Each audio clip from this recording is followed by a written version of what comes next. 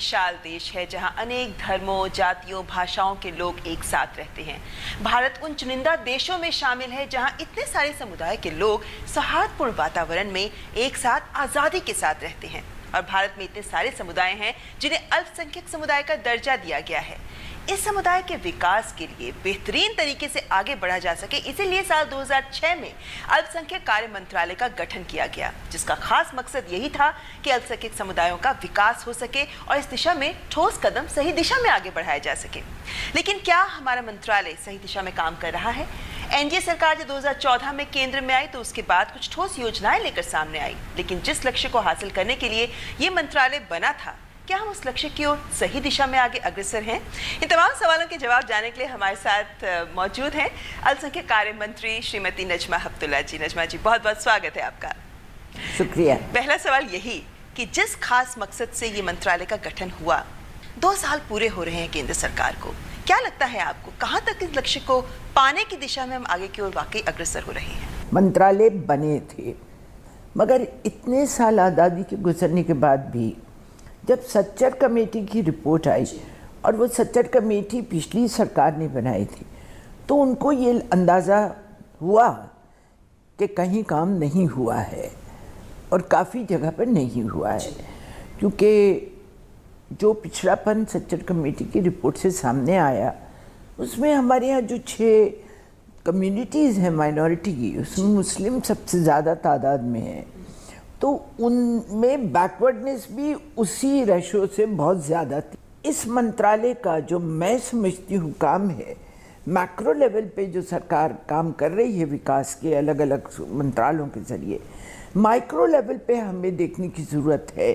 कि कहाँ कमी है और हम उसको कैसे पूरा कर सकते हैं। तो 2 साल हालांकि बहुत बड़ा वक्त नहीं होता, जैसे आपने कहा आज़ादी के इतने सालों तक काम नहीं हो सका, लेकिन उसके बाद अब इन 2 सालों के ही वक्त में अगर आप अपने काम को आंकते हैं तो इस मंत्रालय का काम कितना आगे बढ़ पाया है? जो हमारी पार्टी का जो मैनिफेस्टो था, जो नरेंद्र मोदी जी की एक सोच थी, सबका साथ सबका विकास, उसके लिहाज से मैंने अपने सारे प्रोग्राम बनाए हैं। तो जो मैनिफेस्टो में हमारे भारतीय जनता पार्टी के मैनिफेस्टो में था खास चीज़ कि एजुकेशन के, शिक्षा के एतबार से लोग जो पिछड़े हैं उनको एजुकेशन में मदद करना, तो हम एजुकेशन फील्ड में इस बार हम 80 lakh scholarship, pre matric, post matric, merit cum means, और उनको ट्रेनिंग देने के लिए, उनको कोचिंग के लिए उनको स्कॉलरशिप देते हैं, और एक हम फेलोशिप देते हैं, मौलाना आज़ाद नेशनल फेलोशिप। इसमें इस साल के बजट में एलोकेशन जो हुआ है 25% बढ़ाया है। अब मैं समझती हूँ कि 25% बढ़ाना, हम अगर 80 लाख इस साल दे रहे हैं तो हमारा लक्ष्य 1 करोड़ तक जाने का है। वैसे देखा जाए नजमा जी, तो शिक्षा के क्षेत्र में काफी कुछ किया जा रहा है, लेकिन प्रधानमंत्री का जैसा कहना है कि जो हमारे युवा फौज है, जो हमारे युवा लोग हैं, उन्हें हम देश के विकास में आगे लेकर आए, और युवाओं को खास तौर पर अल्पसंख्यक समुदाय के युवाओं को आगे लाना बहुत जरूरी है, जिसके लिए कौशल विकास बहुत जरूरी है। आपका जो सीखो और कमाओ जो स्कीम आपकी चल रही है, उसके तहत इस साल का लक्ष्य रहा आपका 1,13,000 को हम सीखो और कमाओ के अंतर्गत लेकर आएंगे। कहाँ तक आगे बढ़ा काम इसमें? हम बहुत आगे बढ़ गए उसके अंदर। और सीखो और कमाओ एक सोच है, एक प्रोग्राम है, उसको इम्प्लीमेंट करने के लिए कोई व्हीकल नहीं बनाया था। तो मैंने मौलाना आज़ाद नेशनल एकेडमी फॉर स्किल बनाई, और उसके अंतर्गत अलग अलग वर्टिकल्स हैं, जो समाज के पिछड़ेपन के लोग हैं उनको कैसे हम फोकस करें। हमारी एक स्कीम, एक तो ब्रिज कोर्स है कि जो बच्चे छोड़ देते हैं पढ़ना आधे, उससे उनको कोशिश करके हम कोचिंग करके या तो हायर एजुकेशन में दाखिल करें, नहीं तो उनको कौशल विकास में डालें। दूसरे बच्चे हैं मदरसे तो एचआरडी के पास हैं, और उसके अंदर वो जो उन्हें मॉडर्नाइजेशन करना है वो उनकी जिम्मेदारी है, हम उसमें कुछ दखल नहीं दे रहे। मगर क्योंकि मदरसे के अंदर पढ़ने वाले बच्चे सब मेरे मंत्रालय के अंतर्गत आते हैं, तो उनके लिए मैंने कौशल विकास का प्रोग्राम शुरू किया, नई मंजिल। और उस नई मंजिल के ज़रिए हमने तकरीबन अभी तक इस 2 साल के अंदर 35,000 बच्चे ट्रेन हो रहे हैं या हो गए हैं। सबसे पहले मैंने पटना में खोली थी और वहाँ हमने मॉडर्न टेक्नोलॉजी का इस्तेमाल किया और उस मॉडर्न टेक्नोलॉजी से हमें 2 मकसद थे। एक तो जो प्रधानमंत्री का कहना कि एक हाथ में कुरान हो मदरसे के बच्चे के और एक हाथ में कंप्यूटर हो, तो उसके साथ साथ ना सिर्फ हमने कंप्यूटर की ट्रेनिंग दे रहे हैं बच्चियों को और बच्चों को दोनों को, बल्कि हमने मॉडर्न टेक्नोलॉजी का इस्तेमाल करके जो गैप था डिस्टेंस का, टाइम का, उसको ब्रिज करने की कोशिश की। क्योंकि पटना में बैठ के हमने मोतिहारी के 2 मदरसों में स्किल डेवलपमेंट खोला, इसीलिए हमारा काम फास्ट जा रहा है। फिर हमने वर्ल्ड बैंक के सामने जाके हमारा प्रोग्राम बताया तो वर्ल्ड बैंक को ये प्रोग्राम इतना अच्छा लगा कि उन्होंने $50 मिलियन हमें लोन दिया। आपने पूछा ना कि हमारे प्रोग्राम, हमारे मंत्रालय का क्या इम्पैक्ट हुआ, तो इम्पैक्ट खाली इंडिया में नहीं हुआ, ये इंटरनेशनल इम्पैक्ट हुआ। वर्ल्ड बैंक ने रिकग्नाइज करके हमको $50 मिलियन लोन दिया और उस हमारे मॉड्यूल को उन्होंने इतना अप्रिशिएट किया कि वो ये प्रोग्राम अफ्रीका और साउथ ईस्ट एशिया के मदरसों में रिकमेंड कर रहे हैं।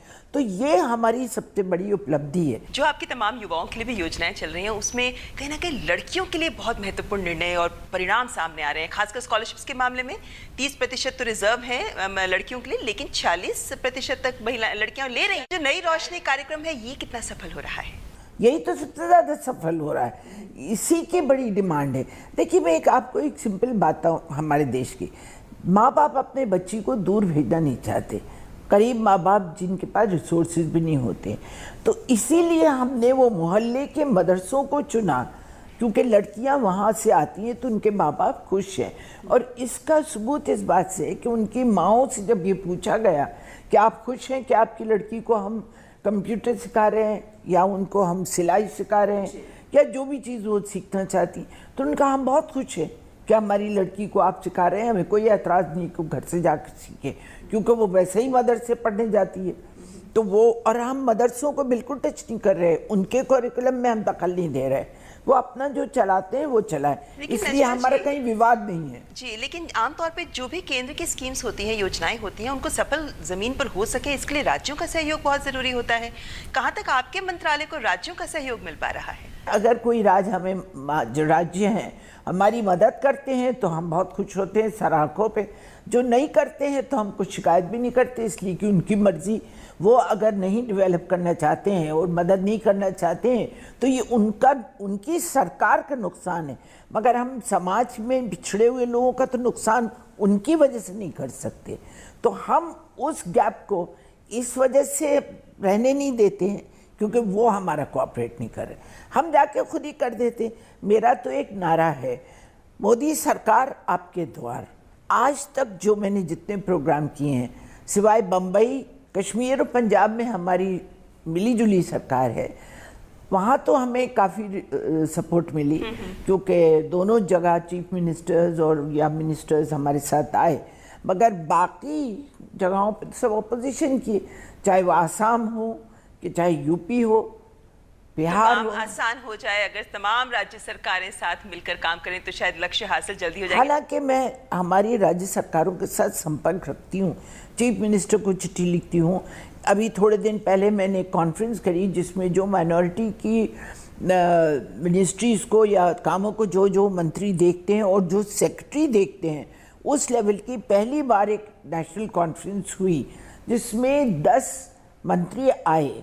दूसरा मेरा स्किल का जो प्रोग्राम है कि हमारी ट्रेडिशनल स्किल्स हैं, ट्रेडिशनल स्किल के लिए उन स्किल को आगे बढ़ाने के लिए, उनके विकास के लिए हमारे मैनिफेस्टो में है। नजमा जी, उस्ताद कार्यक्रम की बात हो रही थी, एक बताइए ये बात, क्योंकि उस्ताद चूंकि पारंपरिक कलाओं में युवाओं को आकर्षित करने की बात हो रही है, तो कितना मुश्किल काम लगता है युवाओं को, आज के दौर के युवाओं को इन पारंपरिक कलाओं की तरफ आकर्षित करने का, और दूसरी बात उस्ताद के तहत इनको बाजार उपलब्ध कराने का। मैंने जो उस्ताद की स्कीम शुरू की है, upgradation of skill and training in traditional art and craft, वो लॉन्च हो गई है वाराणसी में। हमने एक क्लस्टर्स सेलेक्ट करे हैं। हमारे knowledge partners national institute for design, national institute for packaging और निफ्ट है, और मैंने एडवाइज़र्स जो लिए हैं वो सब मेरे साथ मतलब फ्री आए हैं, टॉप एडवाइजर्स हैं जो इन कलाओं में जिनको रुचि है। और क्योंकि जो हमारे सबसे गरीब लोग हैं, जो ये जिन कलाओं में जिनको महारत है, वो सब बहुत गरीब है, मगर जो उनके प्रोडक्ट होते हैं वो हाई एंड प्रोडक्ट होते हैं, वो लग्जरी आइटम्स होते हैं, चाहे ब्रोकेड हो, सिल्क हो, कुछ भी चीज़ जो बनाते हैं, जो भी चीज़ बनाते हैं तो हाई एंड होती है। तो जब हाई एंड मार्केट के लिए हम जा रहे हैं तो हम उससे लिंक कराएं इंटरनेट से, ताकि उन्हें एक इंटरनेशनल मार्केट मिले। और यानी कि हम ये मान सकते हैं कि जो आधुनिक तकनीक है उन सब का इस्तेमाल करके इनको विकास किया जाएगा। आपने एक बड़ी अच्छी बात कही कि बच्चों को कैसे हम उसमें, युवा को कैसे इन्वॉल्व करें। उनको अपना फ्यूचर नहीं दिखता है, इसलिए वो दूसरी काम करने लगते हैं। एक अच्छे बुनकर का लड़का बजाय इसके कि वो अच्छी खूबसूरत साड़ी बुने जिसमें उसको फ्यूचर नहीं दिखता, एक्सप्लॉयटेशन होता है, वो साइकिल की दुकान पे काम करने लगता है। तो ये लॉस हमारे नेशन का है। तो मैं कोशिश ये कर रही हूँ कि इसको इतना अट्रैक्टिव बनाएं, इसको इतना प्रोडक्टिव बनाएं, इसमें इतने फ़ायदे हों कि बच्चे खुद ही अट्रैक्ट हो। बात बताइए, जैसे एक और हम अल्पसंख्यक समुदाय के विकास की बात कर रहे हैं, वहीं दूसरी ओर इस मंत्रालय की एक अहम जिम्मेदारी होती है उनके अधिकारों का संरक्षण करना, जिसको लेकर आजकल काफ़ी बहस भी उठ रही है। कहाँ तक आप इस मोर्चे पर सरकार की सफलता को देखते हैं? हमारी सरकार पूरे तौर पर हमारा जो संविधान है, हमारा कॉन्स्टिट्यूशन है, उसकी रक्षा करती है और उससे कमिटेड है। और संविधान में माइनॉरिटीज़ के राइट्स का प्रोटेक्शन आर्टिकल 25, आर्टिकल 29(1) हर एक के अंदर कॉन्स्टिट्यूशन में है। और सबका साथ सबका विकास ही सबसे बड़ा उनके अधिकारों को बचाने का एक तरीका है। क्योंकि सबसे पहले आदमी क्या चाहता है कि उसे रोजी रोटी मिले। अगर उसका विकास होगा तो उसका फ्यूचर सिक्योर हो जाएगा। अगर उसका फ्यूचर सिक्योर होता है तो वो समाज में अलहदा नहीं रहता है, वो समाज के पूरे वर्गों के साथ आप जुड़ जाता है, उसका सोशल, इकोनॉमिक, एजुकेशनल इंटीग्रेशन होता है। ये एलिगेशन तो इससे पहले ये आए थे कि नरेंद्र मोदी आएंगे तो ये मंत्रालय बंद कर दिया जाएगा। ना मंत्रालय बंद हुआ, उसका बजट बढ़ा दिया। इस साल तकरीबन 89 करोड़ एक्स्ट्रा बजट हमको मिला है। और अगर मैं पूरे और दूसरे मंत्रालयों, क्योंकि हमारा 15 पॉइंट प्रोग्राम जो है उसके ज़रिए हम अलग अलग 24 मंत्रालयों के साथ जुड़ा हुआ है विकास का प्रोग्राम माइनॉरिटीज़ का। तो अगर हम उनका सबका हिसाब करें तो कम से कम 10,000 करोड़ रुपया माइनॉरिटीज़ के विकास के लिए ये सरकार दे रही है। नजमा जी, एक अहम बात ये भी है कि आप वक्फ बोर्ड के अध्यक्ष हैं और अभी हाल फिलहाल महबूबा मुफ्ती जी ने कमेंट किया था कि वक्फ बोर्ड के जो भी कार्य किए जाते हैं, जो भी पैसा इकट्ठा होता है, उसे भी सही तरीके से आगे लाया जाना चाहिए। ये श्राइन बोर्ड के उदाहरण के सामने वो बात कह रही थी। कहाँ तक आपको लगता है कि वक्फ बोर्ड की संपत्तियों या जो भी उनके पास जो पैसा आता है उसको सही तरीके से हम समाज की भलाई के लिए आगे इस्तेमाल कर सकते हैं? देखिए, ऐसा है, अभी उसके लिए भी मैंने कॉन्फ्रेंस बुलाई थी। पूरे स्टेट्स के वक्फ बोर्डों के चेयरमैन की और वक्फ बोर्ड के मेंबर्स की और ऑफिसर्स की हमने कॉन्फ्रेंस करी थी उन्हीं प्रॉपर्टी के प्रोटेक्शन के लिए। और उसमें हमने, एक तो हमारा एक कानून है कि जो वक्फ बोर्ड की प्रॉपर्टीज़ के ऊपर, वक्फ की प्रॉपर्टीज़ के ऊपर जो अवैध कब्जे हैं उनको दूर करने के लिए एक कानून है। वो मैंने कहा है पार्लियामेंट्री अफेयर मिनिस्टर से कि अगर वो इस सेशन में आ जाए तो उससे हमारे हाथ बहुत ज़्यादा मजबूत हो जाएंगे। जैसे हमारी पार्लियामेंट्री लैंग्वेज में कहते हैं कि हमें टीथ मिल जाएंगे, तो हमें टीथ मिल जाएंगे उससे। वैसे जो ठीक बात है कि अगर वक्त की प्रॉपर्टियाँ पूरी तरीके पे डेवलप हो जाएं तो कम से कम 12,000 करोड़ रुपया सालाना इनकम हो जाएगी।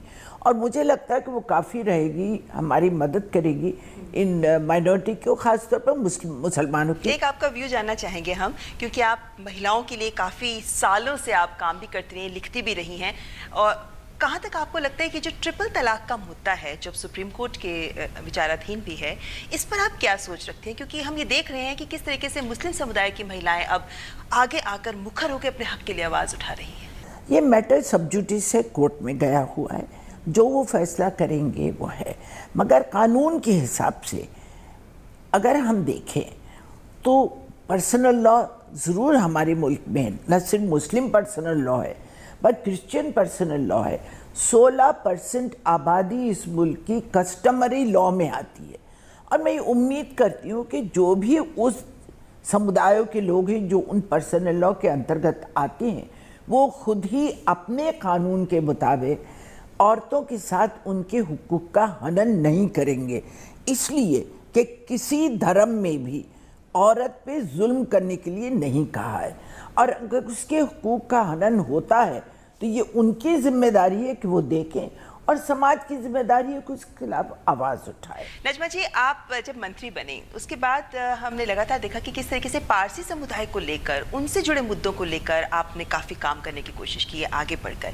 कहाँ तक मंत्रालय पहुँचा है इन कामों को आगे बढ़ाने को लेकर? देखिए, पारसी लोगों की एक ही प्रॉब्लम है, उनकी आबादी कम हो रही है, अभी 69,000 है।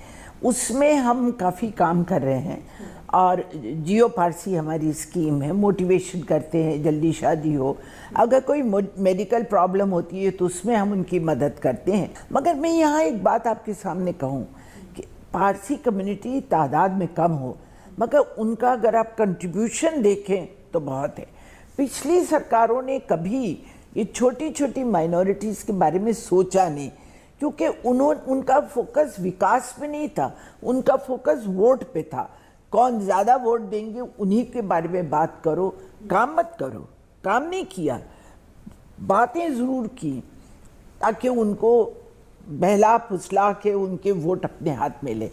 हमारी सरकार का, नरेंद्र मोदी का ये मानना है कि चाहे बड़ा समुदाय हो कि छोटा समुदाय हो, मिनिस्क्यूल समुदाय, सबको एक साथ लेके चलना है और सबके कंट्रीब्यूशन को भी मानना है।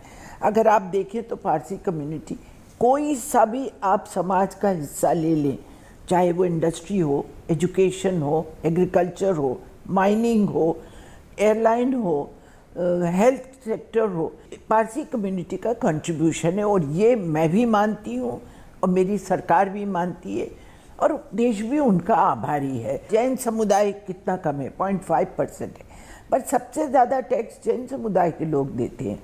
उनके एजुकेशनल इंस्टीट्यूशंस कितने, क्रिश्चियन हैं, वो भी कम उनकी तादाद है, मगर क्रिश्चियन का एजुकेशन में कितना कंट्रीब्यूशन है।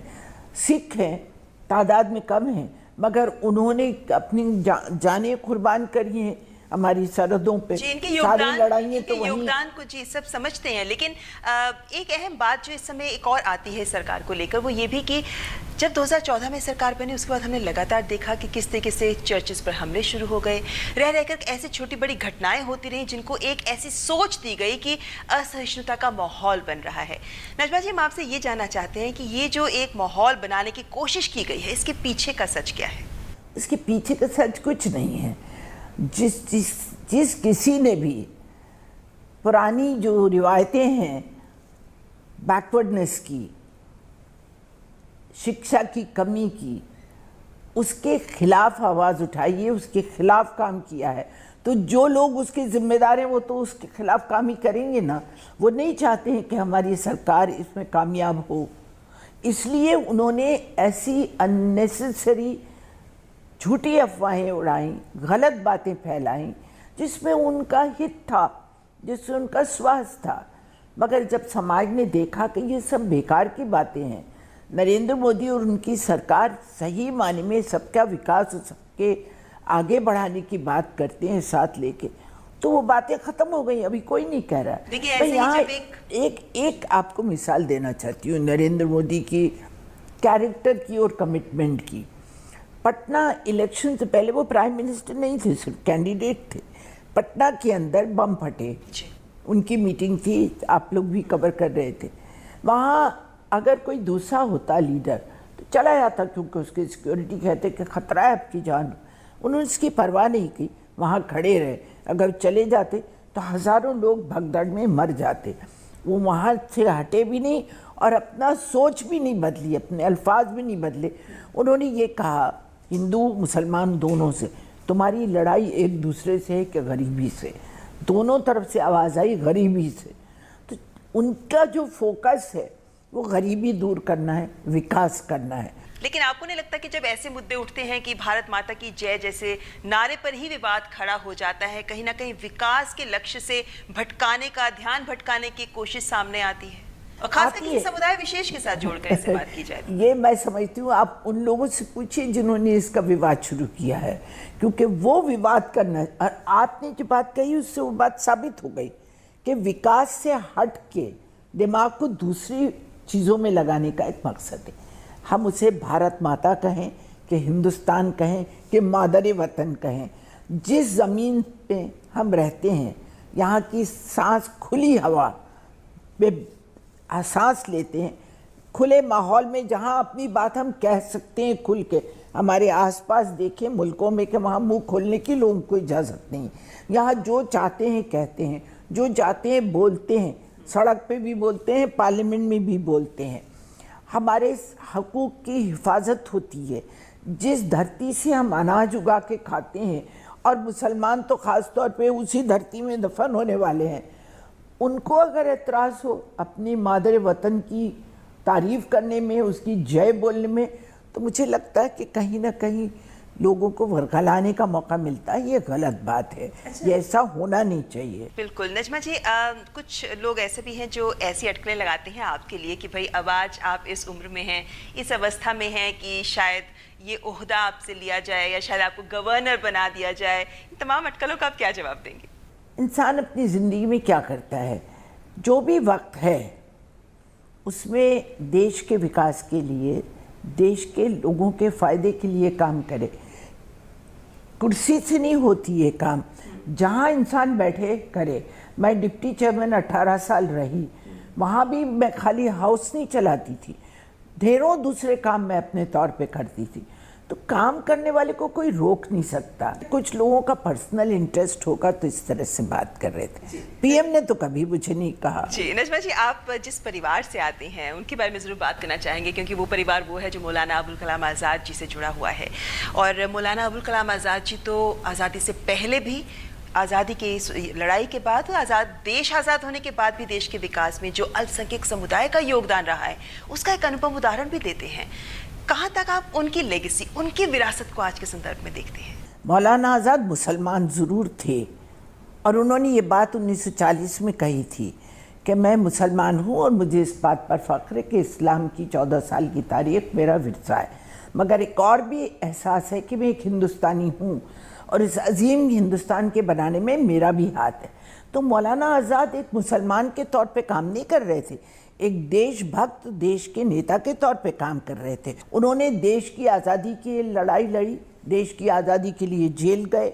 देश आज़ाद होने के बाद उनको एक जिम्मेदारी दी गई, education, culture, science and technology. उन्होंने ये कहा कि मैं अपने इंस्टीट्यूशन इस लेवल के चाहता हूँ, मेरे स्टूडेंट्स बाहर पढ़ने जाएं, मुझे इस पर कोई एतराज़ नहीं, मगर मैं अपने यहाँ के इंस्टीट्यूशन इस लेवल के बनाना चाहता हूँ कि दुनिया से लोग इल्म और तालीम हासिल करने के लिए हिंदुस्तान आए, जैसा कि तक्षशिला और नालंदा में था। लेकिन उनकी विरासत ऐसी है जो हर दौर में प्रासंगिक रहेगी, हर दौर में याद की जाती रहेगी। और चूंकि आप उन्हीं के परिवार से ताल्लुक़ रखती हैं, तो और अब जो आप जिम्मेदारी निभा रही हैं अल्पसंख्यक समुदाय के विकास के लिए, जाहिर है कि आने वाले वक्त में बहुत उम्मीदें रहेंगी कि ये मंत्रालय और बेहतर तरीके से काम करता रहे, उस लक्ष्य को भी हासिल करता रहे। बहुत बहुत शुक्रिया नजमा जी हमारे साथ बात करने के लिए, मुलाकात करें। Thank you.